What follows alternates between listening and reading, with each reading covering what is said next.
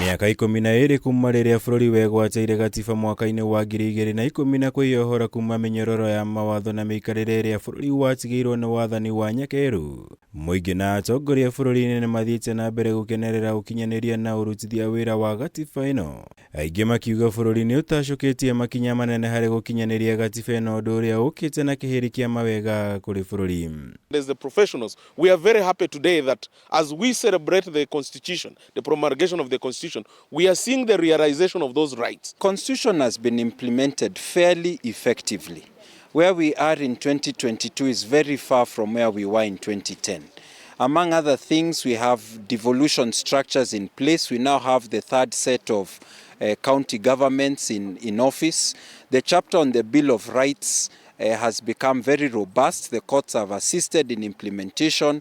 The national values in Article 10, like participation of the people, democracy, accountability, have been internalized even in governance processes, in institutions and so on. Makiaria ma Ikundi komisia aruti wira honge-inĩ itiganĩte arĩ hamwe na kiama kia mawakiri bururi-ini LSK kĩacaria mathabu ispark hamwe na ingĩ nĩitabanirie giikaro kia hamwe kũmũrĩka makinya marĩa bururi utacukitie harĩ gũkinyaniria gwa Gatiba ĩno ihinda-inĩ rĩa miaka 12. Makiuga bururi nĩ wĩgwatĩire democracy na wiyathi wa gĩkĩro kĩa igũrũ ihinda-inĩ rĩrĩ. So the Wanjiku who sat on that day and promulgated the Constitution really is feeling that it's working, because one of the provisions in the Constitution is access to justice. And when we look at the access to justice, is that at every point, at everywhere in this country, there should be a court, a well-established, and that's what the judiciary is doing. Ukinyaniria wa thirikari cia matura nĩ ũmwe wa maũndũ marĩa magwetetwo ta ũhotani mũnene wa Kenya kuma kũrĩ Gatiba ĩno. Gũkũ nĩ ingĩrutĩte mweke wa mũndũ o wothe gũthikagĩrĩrio harĩ maũndũ marĩa mahanĩkaga bururi-inĩ hatarĩ mũthutũkanio. The levels of government, that devolution is taking resources closer to the people.